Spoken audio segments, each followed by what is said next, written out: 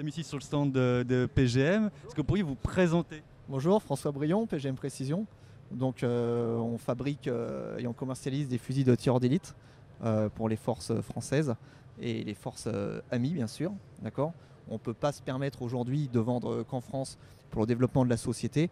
Donc, on est obligé, avec l'accord et l'aide du ministère de la Défense, d'exporter nos produits à l'étranger. Alors, plusieurs choses. Donc là, on vient de parler du ministère de la Défense, son accord et son aide.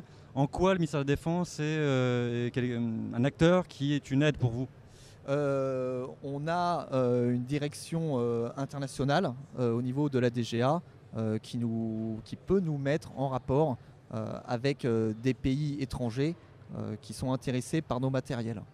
Très bien, ça vous a aidé à glaner des marchés à l'international sans déflorer des secrets économiques. Est-ce que vous pouvez nous parler de ces succès à l'international?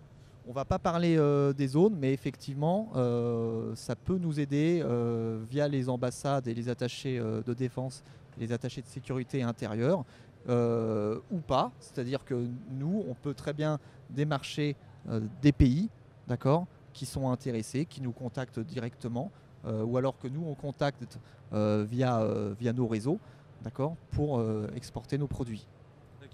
Il y a une vraie bonne, une belle image, une bonne image de PGM. Je le sais pour connaître des militaires au sein de l'institution, il y a des excellents rétex. Est-ce que vous pouvez nous en parler un petit peu? Je vois tout à l'heure qu'il y avait des militaires qui sont venus vous voir. Est-ce qu'on fait des retours directs sur l'armement? Oui, effectivement, on a un rapport privilégié avec les forces spéciales et les unités d'infanterie qui utilisent nos armes. D'accord. Donc on a un retour opérationnel qui est plutôt très bon, puisqu'on est réputé pour avoir des armes qui sont très précises et avoir des armes qui sont fiables. On est sur un marché fortement concurrentiel, j'imagine. On est là sur des matériels de qualité. Est-ce que vous pouvez nous parler de quel est l'avantage principal de PGM sur ce marché-là? Disons que le PGM, il est vraiment conçu et fabriqué sur une base qui est très saine. C'est une base mécanique, d'accord? Donc c'est tout simplement des pièces qui sont usinées avec des tolérances très fines, d'accord, et qui sont assemblées à la main dans des quantités qui restent quand même moyennes, ce qui nous permet, nous, d'assurer un contrôle à 100% au niveau des armes. Et bien sûr, toutes nos armes sont testées avant de partir chez les clients. PGM Précision, aujourd'hui, c'est une TPE qui appartient à une société de mécanique de précision. D'accord. Donc quasiment toutes les pièces sont fabriquées chez nous en Haute-Savoie. D'accord. Donc c'est la mécanique de précision, c'est pas du tout de la mécanique générale. Donc toutes les pièces sont fabriquées non pas artisanalement, parce qu'elles sont fabriquées sur des machines à commande numérique.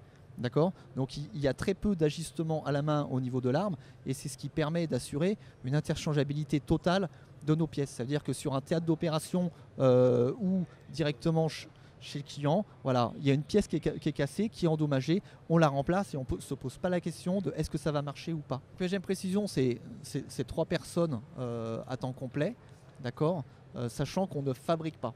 Hein, on fait sous-traiter toutes les pièces qui composent l'arme au sein de la maison mère, qui est une société de mécanique de précision, et ensuite PGM s'occupe de l'assemblage, du marketing, des formations clients, type formation armurerie, d'accord, du SAV, de toutes ces choses-là. On peut recevoir les unités françaises ou étrangères chez nous pour de la formation maintenance, d'accord, tout simplement pour que l'utilisateur puisse assurer dans le temps le SAV de ces produits. C'est-à-dire que nous, on leur délivre tout simplement les pièces de rechange, et eux sont capables de changer un canon ou telle pièce sur l'arme. Et on peut effectivement se rendre à l'étranger, comme récemment au Brésil, quelques semaines avant la Coupe du Monde, pour former nos clients. On parle du PGM au sein de l'armée française, on dit le PGM, et on a pour coutume de parler de la version 12.7 des TP, tirs de précision, hein, si je me souviens bien, des tueurs d'élite. Mais je vois, et on le montrera, qu'ici il y a 4 armes différentes sur le stand de PGM. Est-ce que vous pouvez me parler des spécificités de ces armes et quelles sont vos dernières innovations? Bien sûr. Alors, la première arme PGM qui a été vendue, c'était l'Ultima Ratio en 308, qui a été vendue, qui a été même dessinée, conçue pour le raid. d'accord. Donc ça nous remonte à 1991. PGM est une société qui a 23 ans, d'accord, 100% française, bien sûr. Donc Made in France, Cocorico, en Haute-Savoie, comme je disais tout à l'heure. Donc on couvre à peu près toute la gamme des calibres en termes de snipe.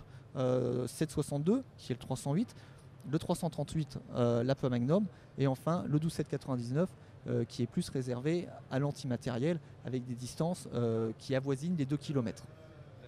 Et la dernière arme que vous proposez, là, qui est sur le stand, qu'on montrera également, c'est quelle arme, quel type? C'est celle que vous voulez mettre en avant, j'imagine? Oui, complètement. Donc c'est la Mini E4 2 qui est une arme conçue autour du 338 l'Apa Magnum, d'accord, qui est, on va dire, le nouveau calibre utilisé par les forces spéciales, tout simplement parce qu'on a des caractéristiques balistiques qui sont excellentes pour un encombrement qui est à peine supérieur à une arme en 308. Vous restez sur ce domaine qui est militaire. Alors très bonne question, effectivement, on a des biens de double usage, on va dire, c'est-à-dire que nos armes peuvent complètement être utilisées par les tireurs sportifs qui veulent... Au biathlon, par exemple? On a un projet qui est en cours, effectivement, au niveau du biathlon. Donc là, on est sur des calibres qui sont beaucoup plus petits, on est sur du 22 LR, d'accord. Donc ça, c'est un projet qui est en développement. On n'a rien à montrer aujourd'hui, mais en tout cas, on y pense fortement avec l'équipe de France de biathlon, notamment. Et donc, pour revenir à la question de base, on propose effectivement nos armes aux tireurs sportifs, d'accord. Donc, licence de tir, autorisation préfectorale pour des calibres qui sont classés, mais toutes nos armes peuvent être achetées par des particuliers puisque on est sur de l'arme à répétition manuelle, d'accord. Chez nous, on ne fait pas de semi-auto et on fait encore moins de full auto, d'accord. Notre créneau, c'est vraiment la précision chirurgicale. C'est-à-dire, là, donc, on parle souvent de classification, enfin, c'est pas souvent, on parle de classification des armes, c'est des armes qui sont classées comment? Alors aujourd'hui, avec la nouvelle classification qui est en service depuis septembre 2013, on a des armes qui sont en catégorie B et des armes qui sont en catégorie C. Donc c'est principalement cette catégorie qui va intéresser les tireurs sportifs.